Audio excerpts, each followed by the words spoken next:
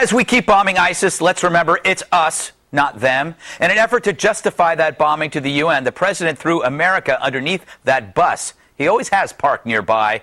Yes, he blamed all of us with Ferguson. And while the rest of the media prefers to focus on our response to this appeasement rather than the appeasement itself, we get it. By saying we're not so different, he diminished the actions of tyrants and played martyr to places like Qatar. But by doing so, he only placated the world's most corrupt leaders because it's only the corrupt who say, look to your own backyard first, because they're corrupt. President Obama is like a husband teasing his wife in front of his drunk single friends, a sad attempt to relate that leaves his better half humiliated. We are that better half, the one he dreads, as he truly prefers his mistress, the UN, instead.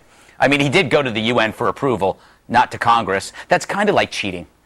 Obama aired our dirty laundry, hoping that it would attract alliances. But appeasement never works. The real world listens to us because we're strong, not weak. And belittling your home in front of others is weak.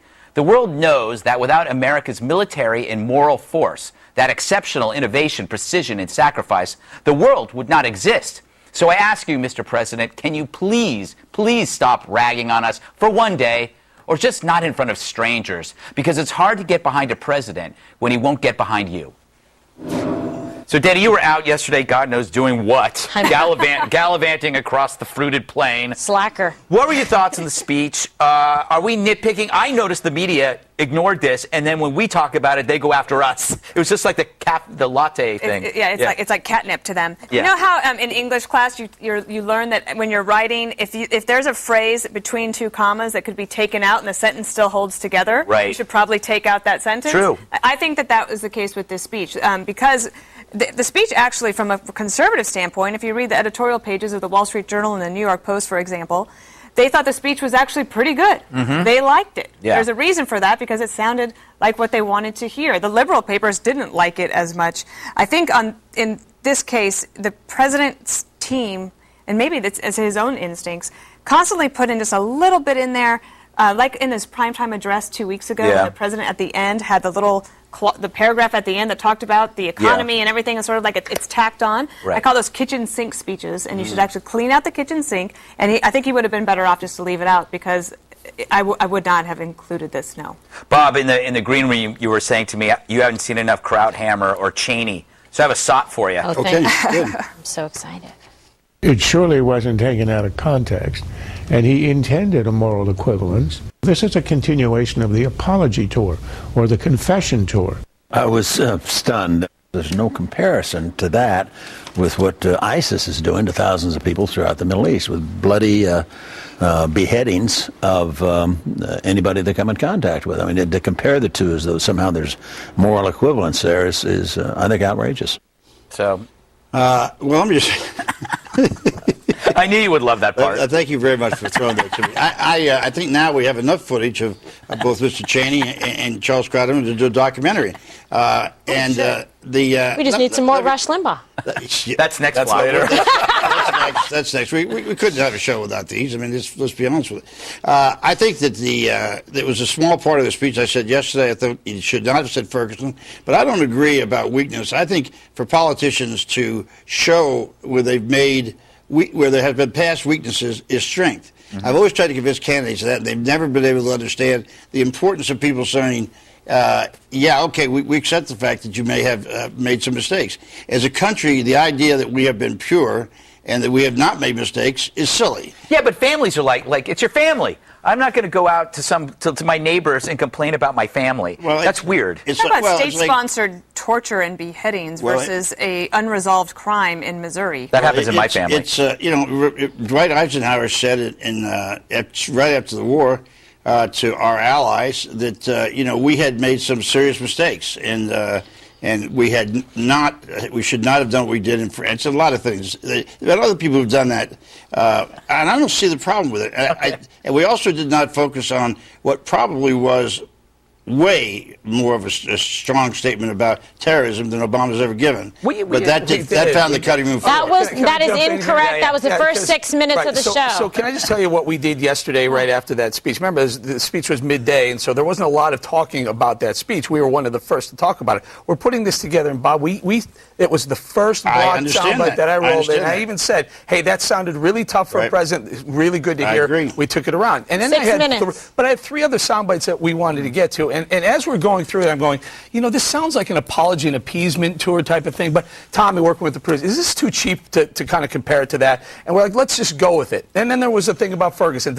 Are we nitpicking? So let's just go with it. We talked about that. And then there was that radical cleric. And we're like, I'm not really sure. Yeah, okay, let's just go with this too. But what the interesting part is, and then throughout the evening, it's so good to hear Dick Cheney and Charles Krauthammer talking about the same type of things, backing up exactly what we were talking about. So, Bob, I think they love the 5.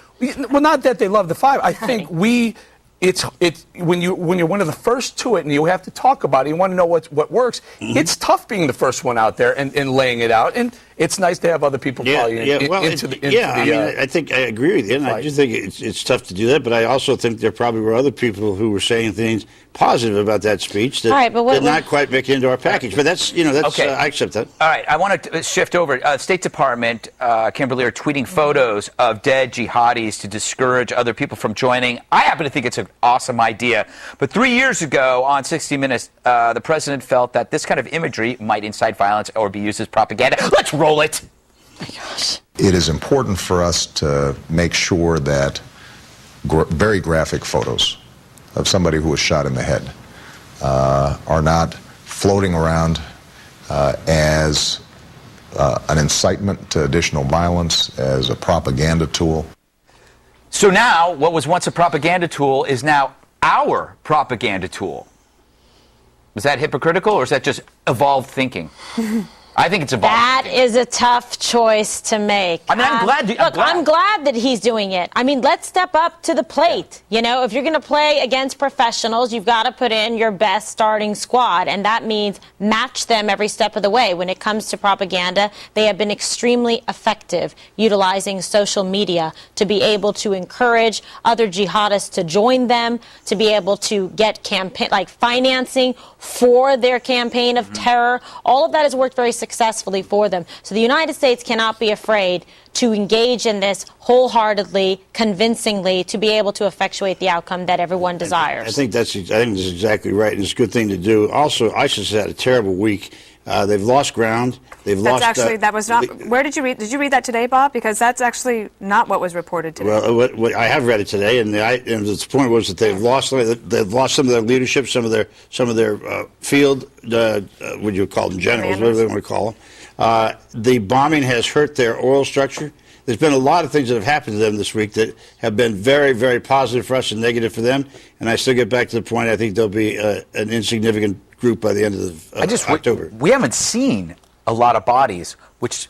Did they pull it down? I mean, I was walking down to the show, and I heard someone in there said the State Department took those pictures down. I hope they didn't, because I think it was like one of the smartest things they've done. Yeah, I know. Wait, you hope they did not take it down? I hope they did not take down the photos. Did I say that wrong? Sound like you said. Again, it's like we are way behind. I mean, the Saudi governments, the Sunni governments have been telling the United States this for 14 months or so. Yeah. This is a problem. It's a growing problem. You can do something. I'm all for the efforts now, but I don't think we can lose sight of the fact that we are way behind for a lot of reasons. And I think that they should ask for Silicon Valley to do some sort of a surge piece. Right. And on the social media side of things, I don't think that the government can do that well, and they should ask their friends in Silicon Valley to help them. Yeah, why can't we cyber hack them? Why can't we just do what the Chinese do so effectively? Or create some awesome propaganda that scares the crap out of them. I think we should do it all. Right. Do it very aggressively. All right, I hear you. But I got to move on. All right. When we come back, is there a connection between the...